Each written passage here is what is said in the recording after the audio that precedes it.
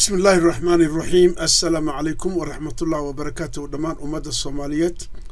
ملك استاذ جوكسان دافها عالمك وحن ربا مانتينا إذا وذاقو مقال كي يوه الريي سنة كالعصب إلا بذكون إلا بين لباتنكا كاسون أو معدري أذيكسو هأذيكسن سيدا الله سعنو أفكار الصوماليات maadaam uu yahay af lagu hadlo muddo dheer oo aan qornayn waxa jira erayo aad u fara badan oo looga soo doolay afka shisheeye sida Carabiga, Talyaaniga iyo luqadda Ingiriiska ama afka Ingiriisiga erayadaas oo ku milmay af Soomaaliga marka waxaan rabaa inaan idinku soo bandhigo cashirkan iyo cashiro kale la socdo haddii Allah awood la ogolaado erayadaas iyaga ah oo ku milmay af Soomaaliga si qofka Soomaali u adeegsado erayga saxda ah ee Soomaaliga ah iskala joojiyo ama uu iska dhaafo adeegsiga eraygaas shay ee ku soo dul afkeena sidaa daraadeed waxaan ku bilaabayaa erayada waana sidan soo socoto waxaad ugu nasataan heestan af qalad aqoonsan miya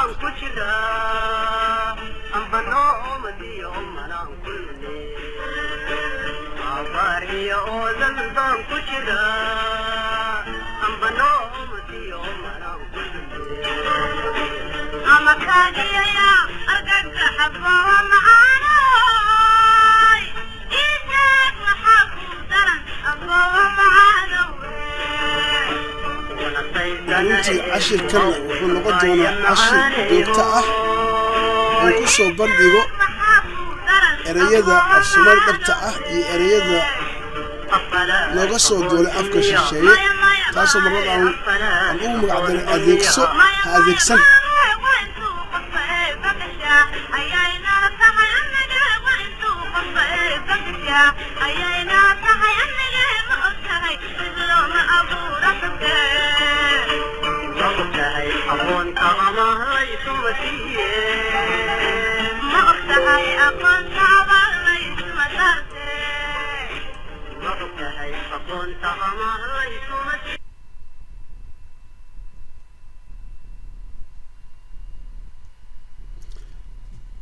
haddana waxaan bilaabayaa erayadii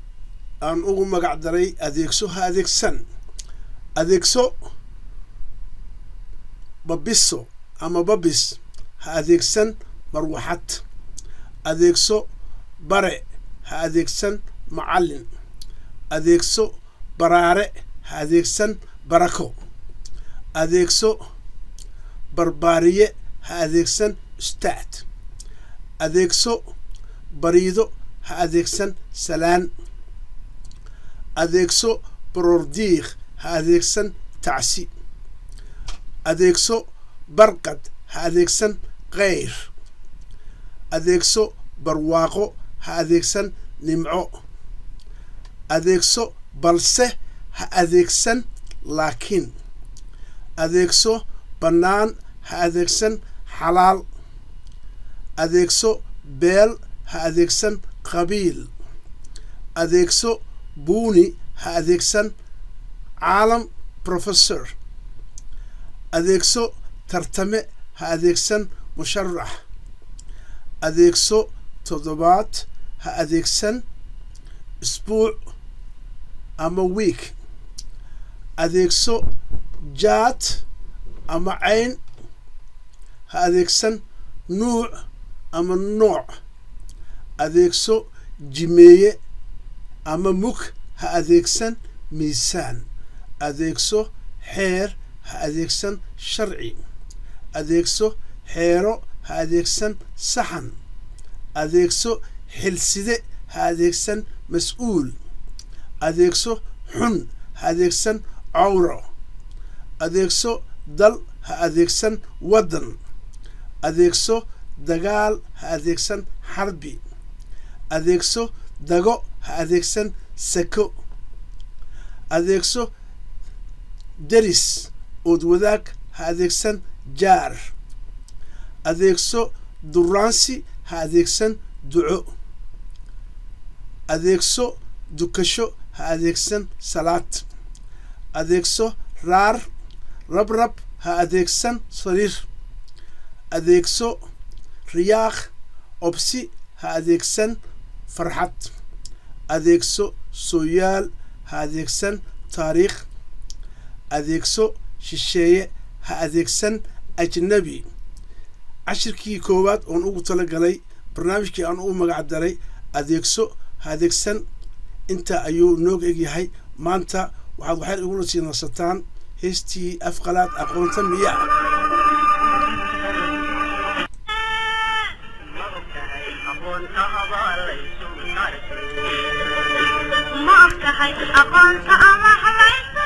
ogtahay aqoonsa amaah layskuma siiyo abaa layskuma saarto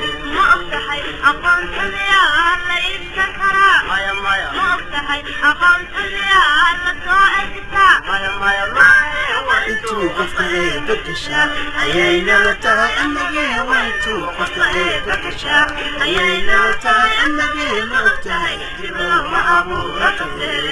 halkaas ayaan kusoo gabagabayna cashirka koowaad ee nagu talagalay oo ugu magacdaray adeegso adeegsan inta aan kulmayno waa sadfaxoda leh kula dambe xiise leh wasalaamu calaykum waraxmatullaah wabarakaatuh